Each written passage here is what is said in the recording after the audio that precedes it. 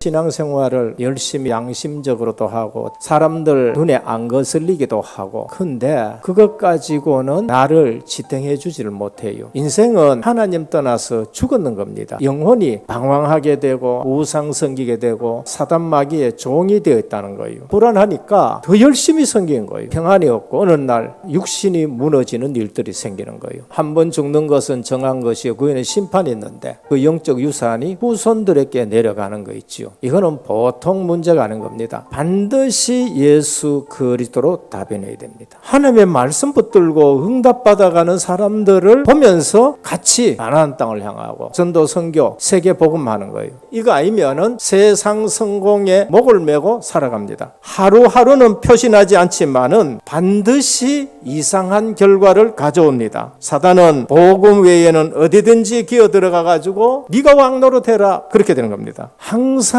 교회의 전도 선교에 유익하냐 초점 맞춰야 됩니다. 나는 아무것도 없다. 그때는 오히려 철저하게 준비할 수 있는 기회가 돼요. 문제가 있다. 하나님의 계획을 붙잡고 갱신하면 돼요. 오늘 본문은 야심의 눈이 어두웠던 아비멜렉입니다. 여룻바알의 아들 아비멜렉이라고 했습니다. 여룻바알이 누구예요? 기드온입니다. 우상을 찍어버렸었을 때에 하나님이 기뻐하셨고 승리하고 나서 아들이 70명의 장로들이 있었습니다. 그런데 기드온의 사적과 배경을 가지고 아비멜렉이 깊은 곳에 내 육신적인 것, 야심은 불신자가 가지는 것이고 비전은 신자가 가지는 거예요. 야심은 나중에 끝에 가서 실패할 사람이 가지는 것이고 비전은 끝에 가서 꼭 성공이 보장된 사람이 가지는 것이에요. 시저가 얼마나 위대합니까? 근데 그가 황제를 바라보고 있었을 때에 33군데나 찔려서 죽는 완전히 비참한 사람이 되는 거예요. 나폴레옹 전 세계를 지배하는 야심 가졌어요. 됩니다. 그런데 결국은 홀로 외롭게 죽는 귀양 가는 인생이 되는 겁니다. 육신적 야심을 가지면 일어나는 일입니다.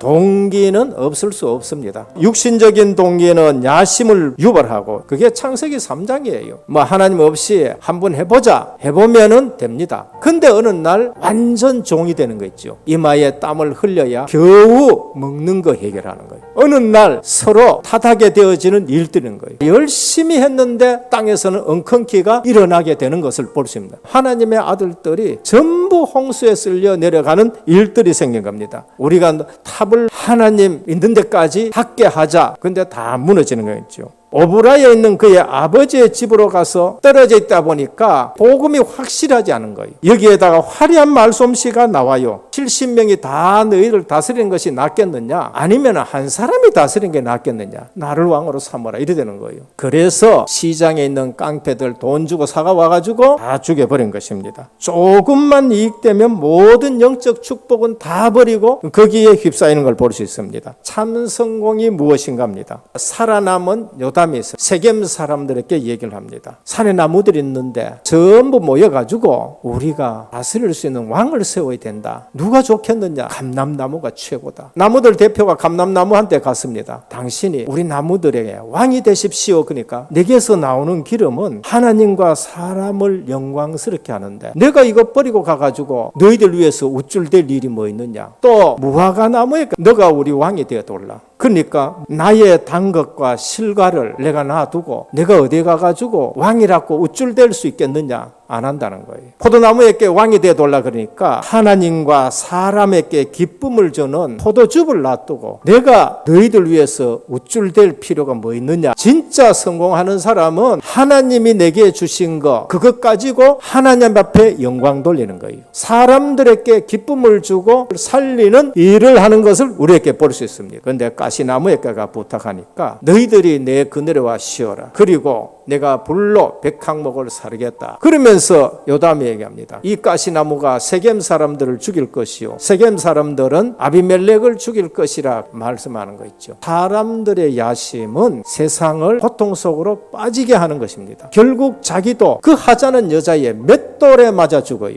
자존심은 있어가지고 내가 맷돌 가진 여자에게 맞아가 죽는다고 소문나면 안 되니까 너 병기 가진 소년 나를 찔러서 죽게 해라. 늘 가지고 있던 거, 세상 것이 나오는 거예요. 복음이 안 들어가면은요, 마지막에 꼭 엉뚱한 것이 나온다는 것을 말씀합니다. 구원이 뭔지를 확실하게 체험해야 돼요. 완전 저주 속에서 하나님이 피언약 하나 주셨는데 해방되었다는 거예요. 생명의 성령의 법이 죄와 사망의 법에서 너를 해방하였음이라 그런 거예요. 광야 생활의 의미를 바르게 해야 돼요. 고생하는 게 아닙니다. 성막을 만들어라. 내가 너희와 함께 임마누엘 하겠다. 언약궤를 앞세워라. 말씀 따라간다는 겁니다. 태절기를 지켜라. 완벽한 구원을 늘 누리면서 가나안 땅으로 가라는 겁니다. 뭐 때문에 가나안 땅에 가야 되느냐? 거기에 그리스도가 오시는 땅이란 겁니다. 내 진짜 성공의 비전은 어디서 나오냐? 복음 안에서 나와야 돼요. 요셉은 억울한 누명 쓰고 감옥에 가 있는데 장관들이 안 알아줬는데도 거기서 승리한 거 있죠. 하나님이 주신 비전을 붙들고 있는 겁니다. 오늘 전도자의 성공은 불신자의 성공과 비교할 수 없는 하나님의 축복인 것입니다. 흐름과 방향 속에서 237 5천 종족 살릴 수 있는 이 축복을 누리고 있다는 걸 생각하면요, 그 자다가도 저는 감사가 나오는 거 있죠. 겉으로는 표시 안 나는데 오직 있는 사람들은 진짜 오직의 축복을 받는다니까요. 내 인생을 뭐로 편집하느냐? 계속 말씀 들으면은요, 내 인생 편집할 말씀이 나와요. 이걸 붙들면은 하나님이 내 인생을, 우리 은혜교회를 편집하실 줄 믿으시길 바랍니다. 그걸 기도 속에서 설계하면 됩니다. 정시기도 24시 기도 속에서 어느 날 하나님이 25시에 역사를 하는 거예요.